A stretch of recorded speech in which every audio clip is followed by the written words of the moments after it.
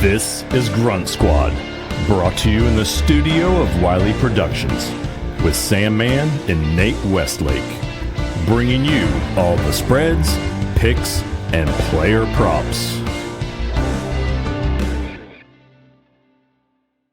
Welcome in to the Grunt Squad. Grunt Squad? Yes, that is us. I'm your host, Sam Mann, co-host Blake Farver. What up, people? What is happening? Not much, man.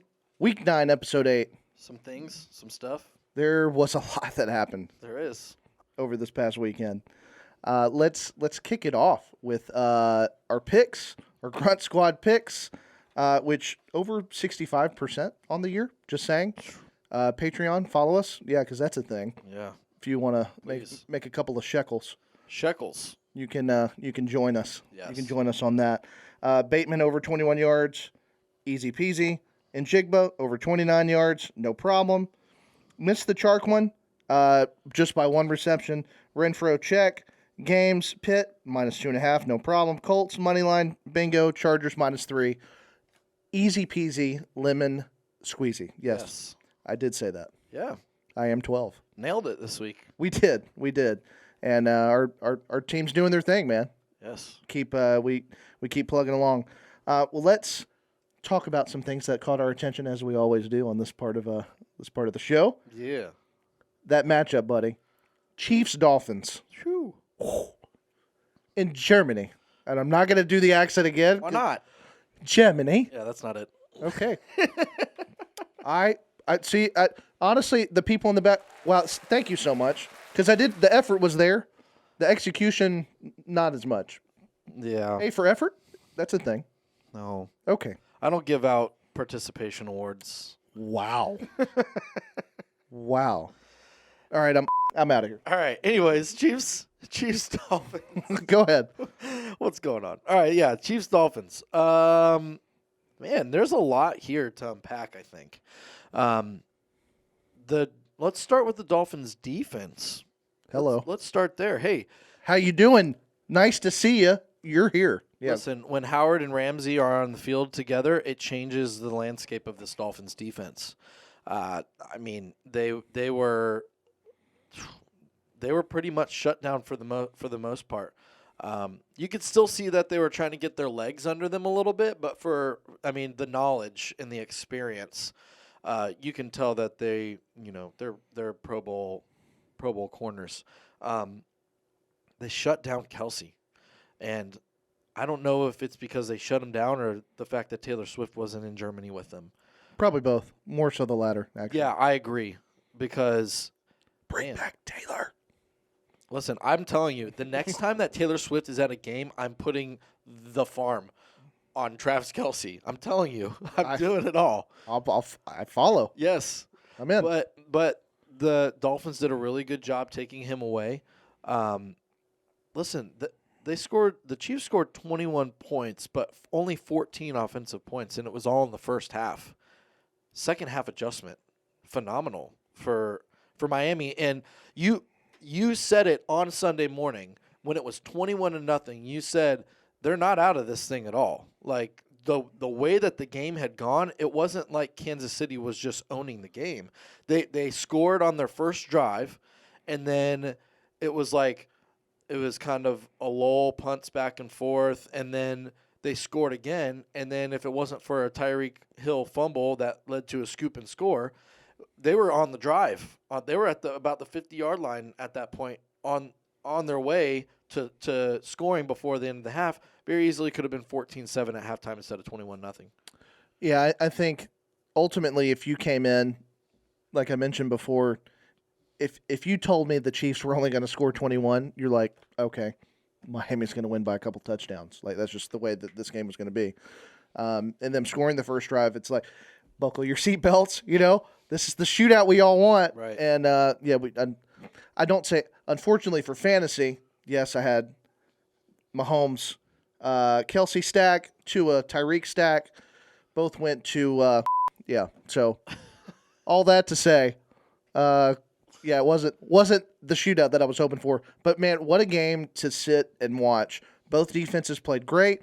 Miami's defense was the major issue component coming into this game. They showed up and gave them every opportunity to win the game. Yeah, and like I said last week on last week's pod, I said this is going to be a big statement game for Miami. Even if they don't win, it's how they perform in the game that's going to determine, my opinion on them going forward.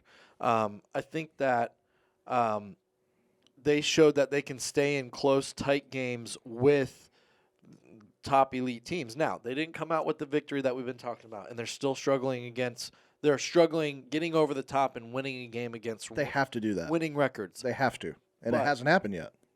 No, but the fact that they stayed in that game with Kansas City, they locked down on defense. Again, if it's not for it's part of the game, but if it wasn't for a Tyreek Hill fumble and then scoop and score on that play, we don't know what the outcome would have been.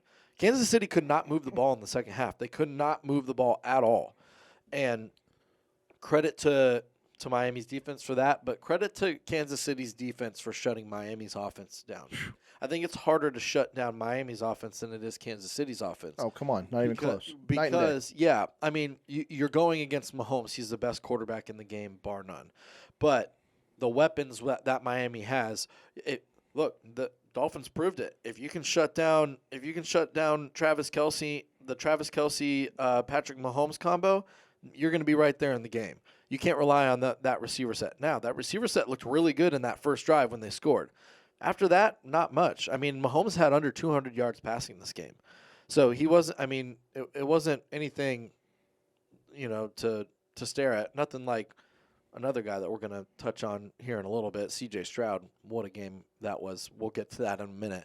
But, yeah, I think that going forward, Miami has a rather favorable schedule, and they're going to be able to be right there in the mix at the end of the game. Let's talk about that Texans game real quick. I know that it wasn't like fully on the docket, but let's just touch on it just for a minute. I mean, what are your thoughts on C.J. Stroud? It's unbelievable. I mean, it's just the best rookie performance across the board. 470-something yards, 5 touchdowns. I mean, and the guy, like when we were talking about prepping for this, when he was marching down with 46 seconds left, you just had the sense and his composure, the poise, very Brady-esque. And I'm not saying that this dude's Tom Brady. Let's not get crazy over here. Yeah. But you had that sense and that feel in real time when you watch this thing. This dude is the real deal. I mean, like, it was so much fun to watch, even though it was against the Bucs and Bucs, Tampa first. But it's like, listen, he just crushed it, absolutely crushed it. Tank Dell, another rookie, looks unbelievable. Yep. I mean, absolutely killed it. Dalton Schultz, 11 targets, 10 catches, no problem. I mean, that was his main guy that last drive. Yeah. And the word you used that was so accurate was poise. He looked like a seasoned veteran. You didn't see any type of panic in his footwork. You didn't see any type of panic in just trying to overthrow the ball. The first 2 plays of that last drive, he just checked it down to Schultz going out of bounds. And then he 25-yard pop right down the middle of the field. Take what the defense has given you, which that's another thing. Tampa Bay, they're driving me crazy with how do you give up 2 25-yard pops on a game-winning drive when they need a touchdown? You can't give those. You can't do that. Well, they were forcing him to. They're like, CJ beat us, and I'm like, he's been doing it all game. Yeah. So why are we? He's been proving it. Right. He already had 400 yards at that point. Soft coverage, throw it in the middle. Okay, no problem. Let's go. Thanks. Like, I'll take it. Yeah. Yeah.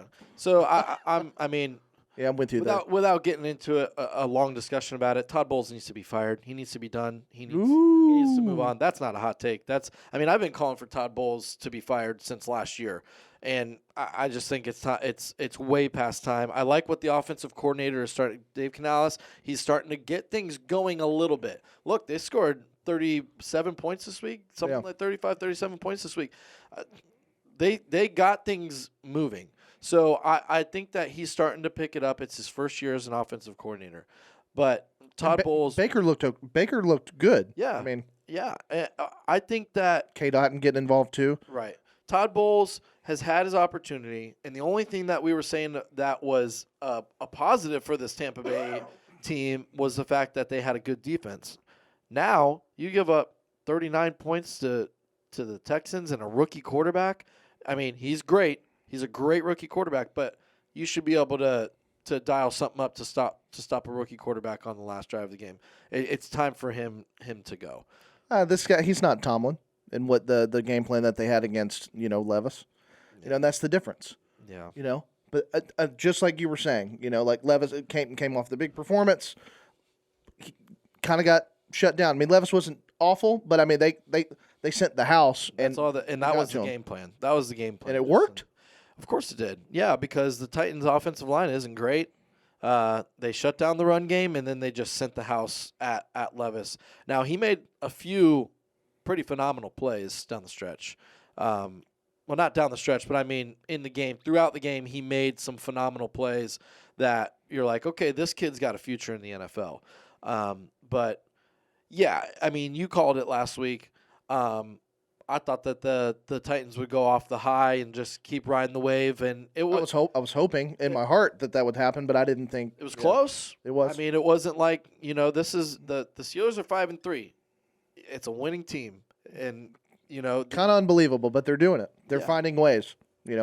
So let's jump into another game that we can talk more in depth about. Let's talk about the Bengals and the Bills. What you saw here is, I mean, you saw Joe Burrow. Tell me about your boy Joe. I mean, Joe Cool. Joe Cool. That's my dude.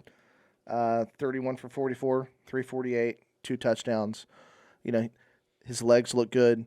It was. Let me tell you, I was kind of freaking out. Like a little 12-year-old when I see him on the sideline and they've got the warmer on the calf that was injured before and the freaking finger. But I don't know if you saw like the post game when they were talking to him. They're like, "Hey Joe, so how's the finger?" He's like, "Oh yeah, it's just fingernail. It's part of the game. Yeah, we're good." Oh yeah. I mean the dude's tough as nails, despite the one that he lost. But it's like the bottom line is that like we talked about before, this team is back. They are back. 4 straight. And as long as these guys can stay healthy, they are in it to win it. And we are looking at one of the top 2 or 3 teams in the NFL. Yes, I agree. So 4 straight and 3 straight against some real tough opponents. Words are tough. Yeah, sometimes. I mean, man, the fact that they beat San Francisco. And San Francisco's kind of on the decline a little bit. We're going to see they got a real tester this week. We'll talk about that in a little bit. But I think that give credit to Cincinnati's defense, though. That defensive line is something else. They continue to make plays. They stop the run. They get to the quarterback. A lot of what Josh Allen did or what he was able to do and accomplish in this game was just because he's Josh Allen and he can make those plays. But if you're forcing Josh Allen to run the ball 8+ times a game, then you're doing something right, I think, because that's not what the Bills want him to do. They are trying to get him away from running the ball so much. But at the end of the day, I don't know why you would keep the horse in the stable. Yeah, I mean, he's going to do what he's going to do because that's just inherently who he is. It's the way he runs that he's got to fix.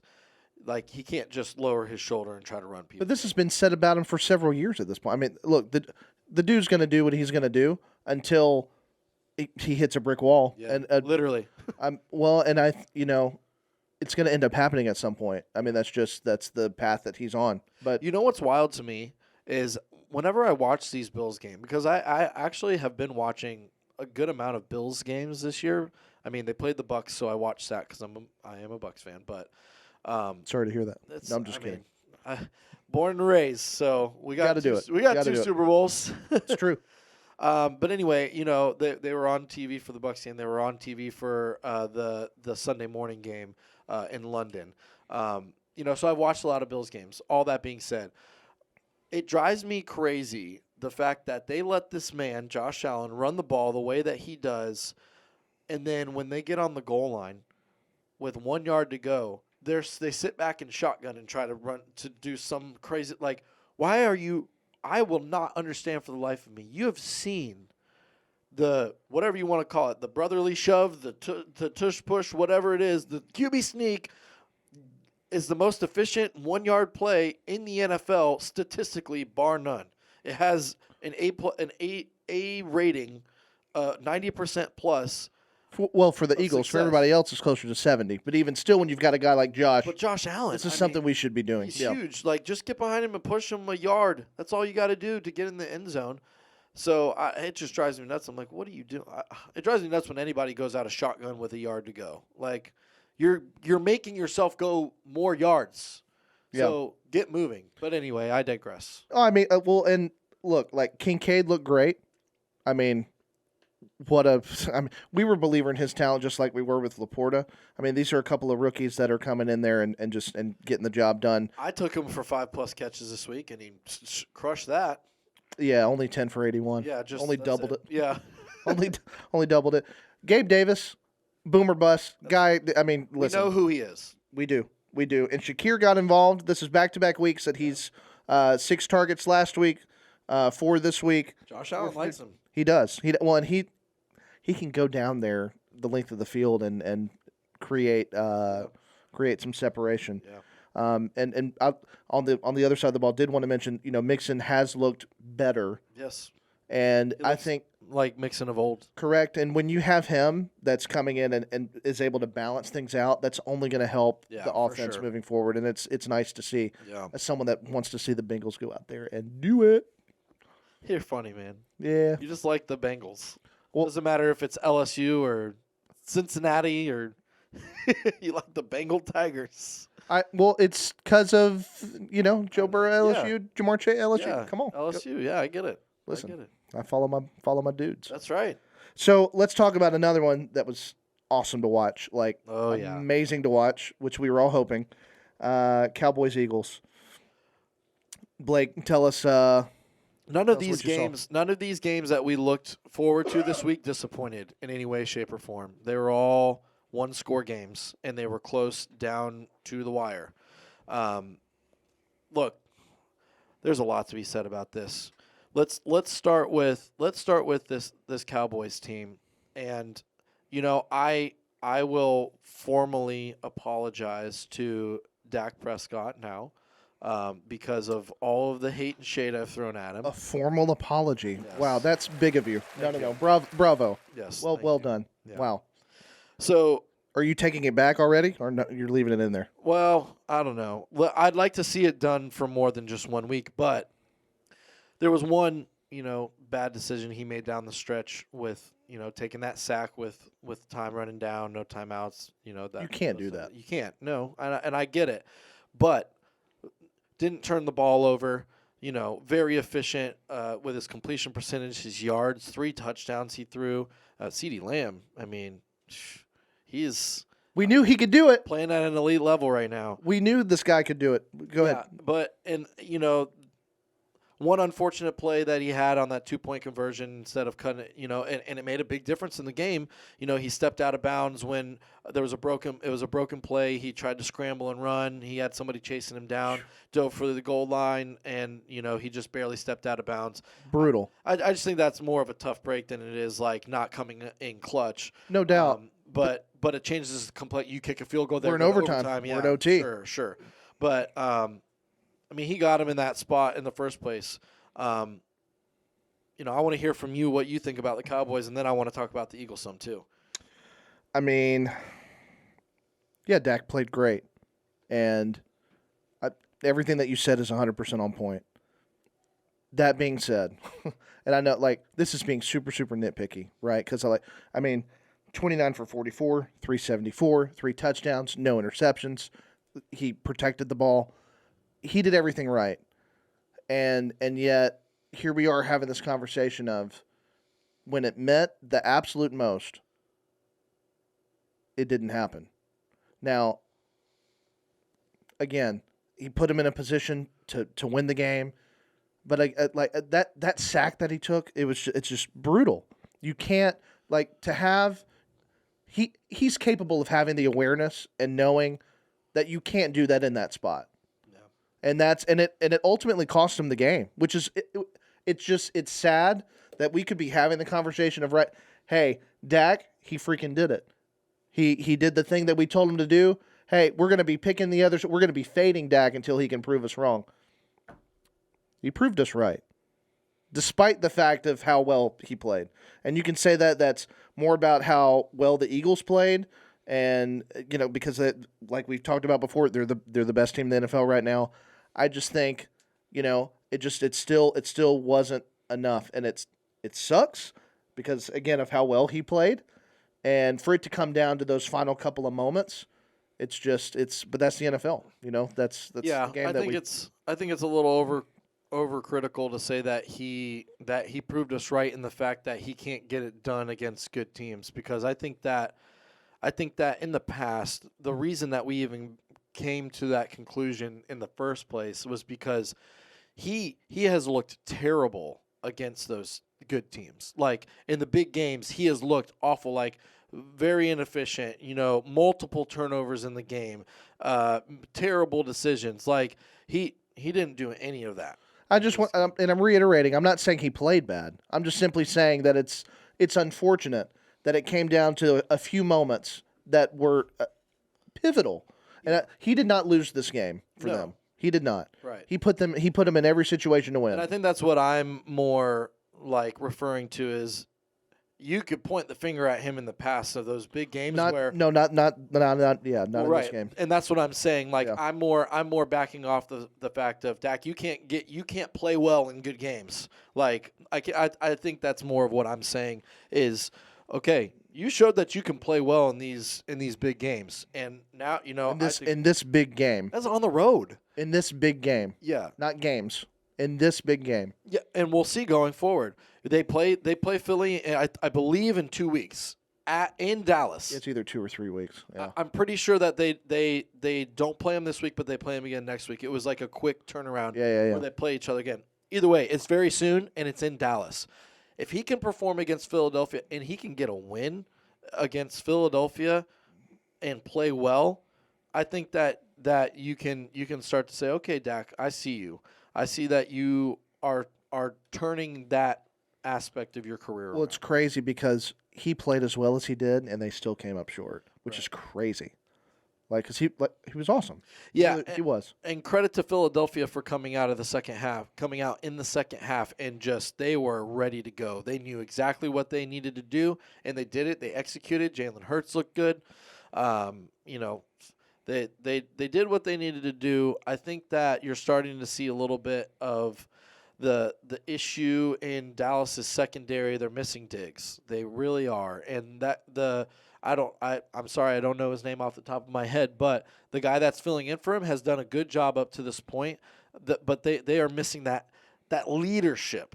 That leadership that Diggs brought to that defense. I mean, you got Micah Parsons. He's the leader of the defense, yes. But in the secondary, Trevon Diggs was the leader of that secondary. And I think that you're missing him. Even if he didn't always make all the plays, hey, he made a lot of interceptions.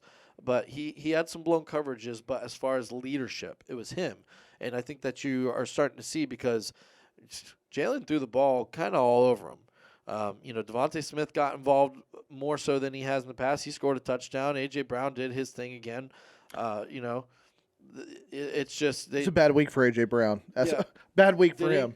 Yeah, okay. I mean, 7 for 66 in the touchdown, so he broke the streak of 3 or 4 games in a row with 125 or more. It's bad for him, but I think that Jalen spread the ball out more. Very balanced. They were very balanced. Now, here's a big deal. Dallas Goedert got hurt. Yeah. And I don't know how long he's going to be out, but if they lose him for an extended period of time, that's going to be a major hit because Dallas Goedert not only has been very involved in the passing game, he's an incredible blocking tight end. I agree. Yep. And in that offensive scheme, you need that on the edge. So it's going to be interesting to see here, how they maneuver that because they still have a tough stretch of games. They still got to play the 49ers. They play the Cowboys again, all those things. So I think that it was a phenomenal game. I can't wait till they play again. But Philadelphia is the best team in the NFL. There's really just no question at this point right now. Yeah, I mean, you were talking about before that this was kind of the deciding moment of, well, you could make a case for some other teams. Not anymore. Not at this point. They are numero uno. Numero uno across the board. I mean, record-wise and just in the games that they've won, they just find ways to win. Because you can always say, "Oh, well, they're 7-1, but they're 6-2, or 7-2." So, but they're this, that, the other. No, they have the best record in the NFL, and they have looked the best on both sides of the ball overall as a whole. Yeah, I agree for sure.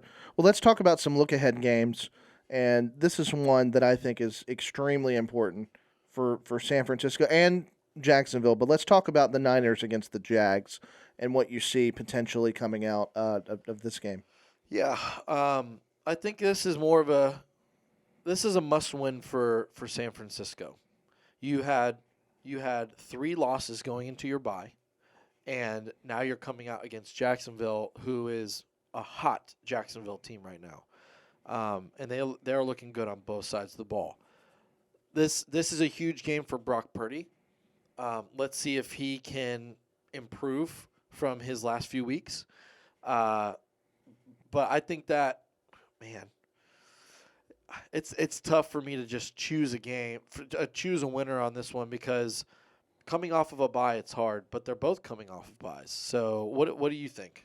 I mean, I'm going to take San Francisco in this game, and a couple of reasons why are I believe in Shanahan is going to dial up some better schemes than Jacksonville is, vice versa. So I like the matchup in terms of, Jacksonville has, yes, they're hot, but they have shown that they can be inconsistent as well. Yeah. And I think if they jump up to a lead quick and force Trevor Lawrence to go out and win the game, I think you can force some turnovers.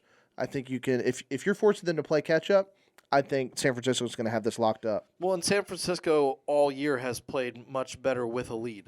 They don't play well from behind. When you and again, it's what we talked about the last couple weeks. When you put the load on Brock Purdy's shoulders, I think it's too much for him to shoulder that right now. So, and that's right. So, to your point, I think that if you're San Francisco, you have to get out to a lead. Heck, I know that it's like a known thing that if you win the toss that you defer. I think if you're San Francisco and you win the toss, you give me the ball. Give me the ball. Yep. Get up early. Give yourself a little cushion. You know what I'm excited to see? First game with Nick Bosa and Chase Young. Yeah, come on. That's going to be, man. Yeah. Getting up that pressure on Trevor Lawrence, it's going to be, man, talk about a defensive line. Yeah, I think it's going to be key for both teams. One, to get CMC involved early, get him early in the pass game, and the same thing with Travis Etienne.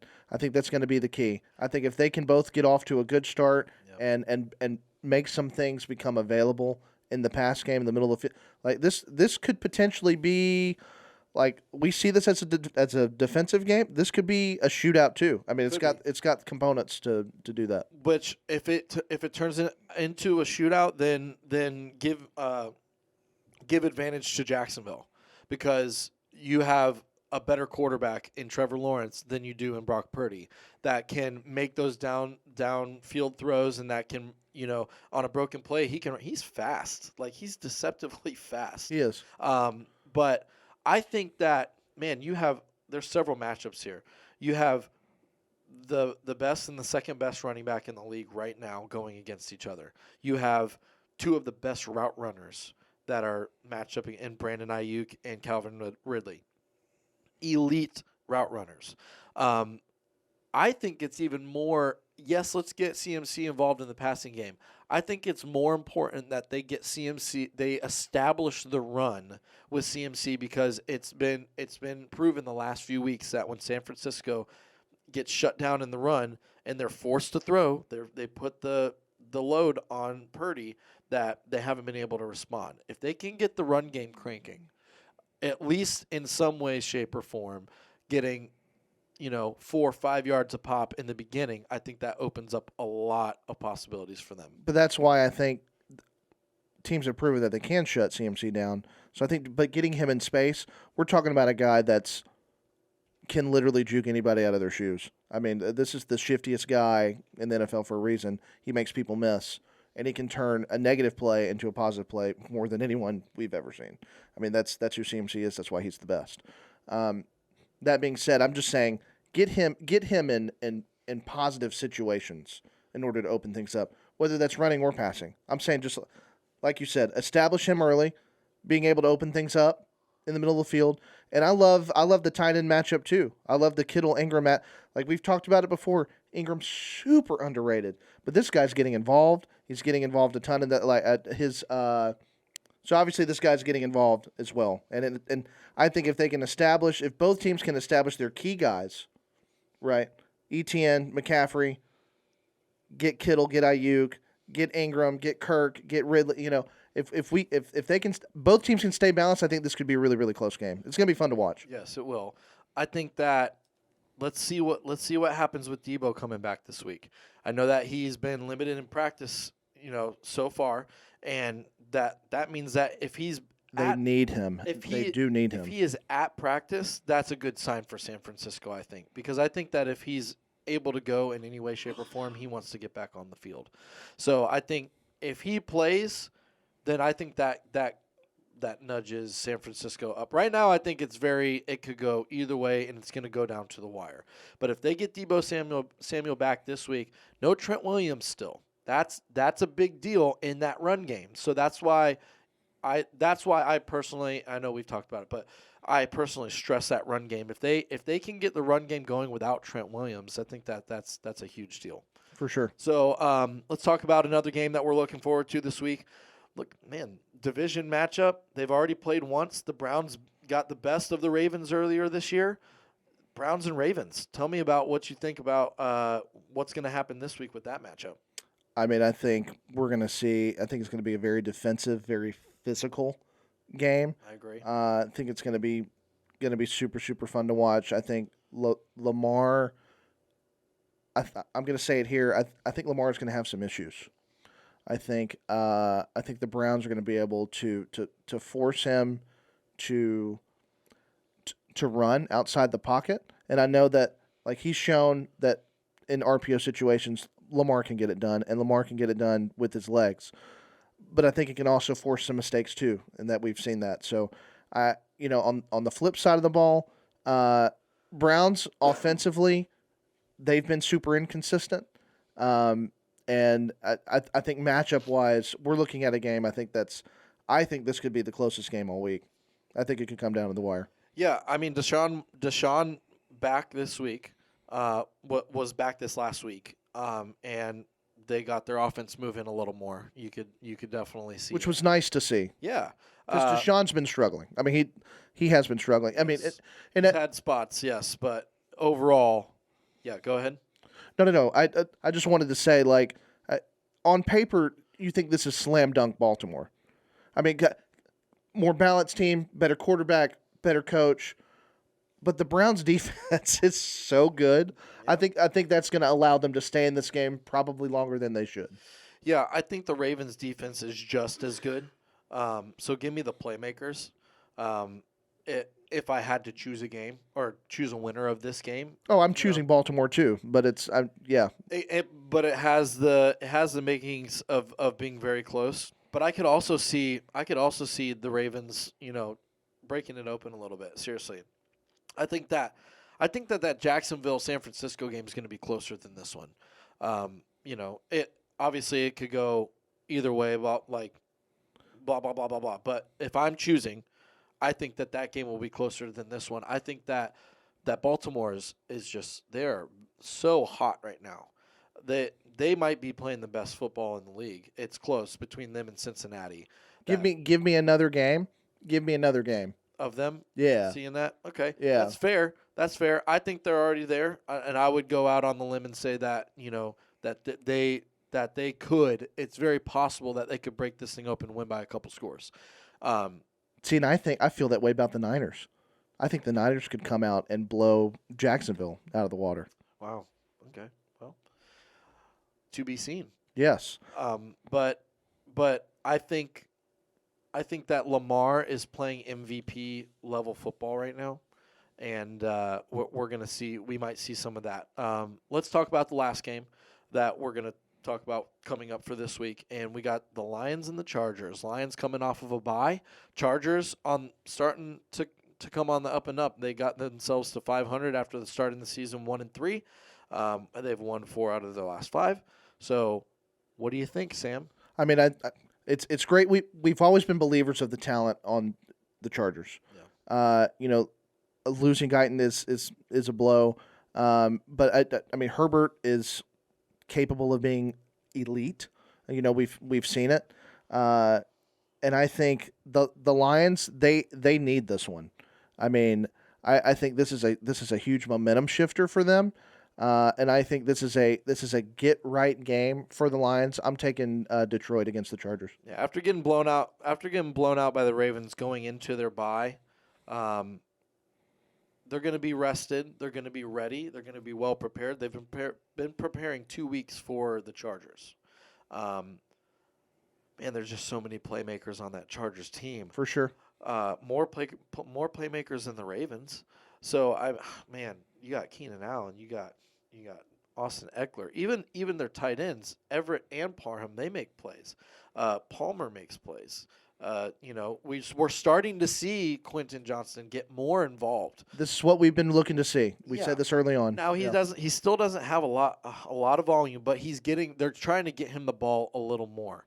So you can see the effort is there to try to get him involved. So with Mike Williams out, you need him. Huge, for sure. Palmer's really stepped up in that aspect as well. But I agree with you. This is a big game for Detroit. I think that they need to perform well defensively for them to feel better going forward because they have it offensively. They don't really. Now I will say they've struggled to get the ball in the end zone the last couple weeks. They settled for field goals last week. They just got outplayed. I mean, well, on the Monday night game, against I can't remember who they played, but they had to settle for a bunch of field goals instead of turning the ball over in the red zone. I remember we talked about it last week and whatnot. So I think that they need to execute in the red zone. And I think that they could do it. I don't think this Chargers defense is really, really shutting anybody down. They played the Jets, the Jets offense. So it's not like they shut the Jets offense down. It's not hard to do that. Right. But in order, I think that give the edge to the Lions in this game. But I think it's going to be close because the Chargers are on the up and up. Yeah, it'll be fun to watch. Well, let's close it out with again our pie bet. We both went 1-2 this past week, right? Pretty sure that's right. Yeah, yes. 1-2. Yeah, we suck. So hopefully we it's more competitive this time around. Yeah. So I mean it's competitive. It's just not great. Yeah, I mean we got to work on our efficiency, but it's a new week, new opportunity. Yeah, I'm pretty sure that's the saying. We're neck and neck. Story checks out. Yep. Okay. What we got? So I'm taking. So this is what are we looking at? I'm looking at a dog to outright and win, right? Yes. Who you got? So I'm taking the Jags over San Francisco, which after all the talk, I'm talking myself back out. I'm sticking with it. All right, Jags over San Francisco. It's not going to happen. That's Yes, it is. You're welcome. By the way, that's a free one. So that's your outright underdog win. Yep. No, you got to go with it now.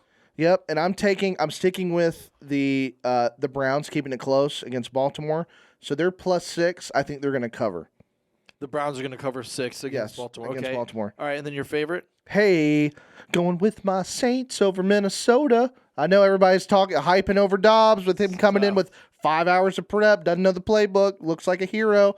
I think they come off that, and I think New Orleans is on the slight uptick. I know I've been a Carr. That's a hot take. I've been a Carr hater, and I'm still a hater. But if they continue, they need to get Olave involved. Kamara's look great.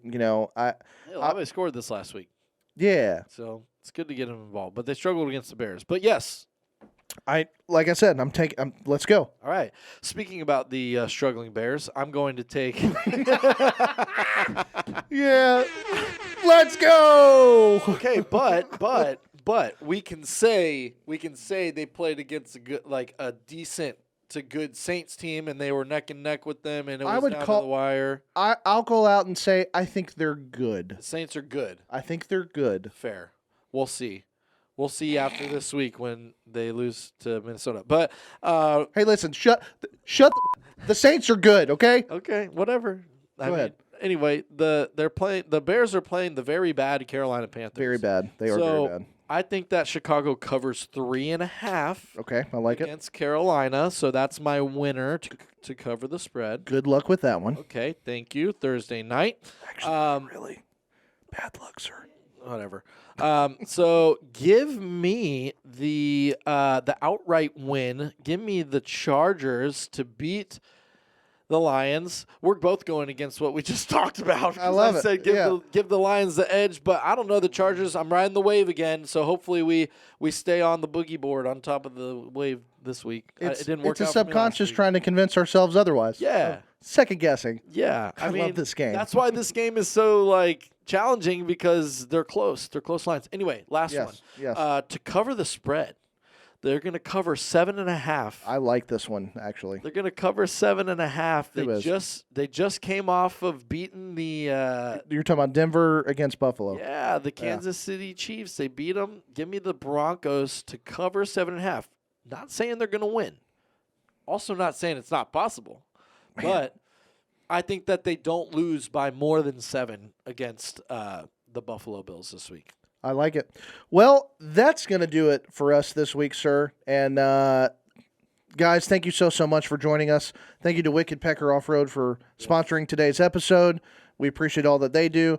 Again, follow us on the socials, patreon.com, search Grunt Squad for all the picks each and every week. We're freaking killing it this season. Grunt Squad. Let's go. Join the clan, because we're getting it done. So until next time, guys, we will see you next week. Thank you so much. See you later. See ya.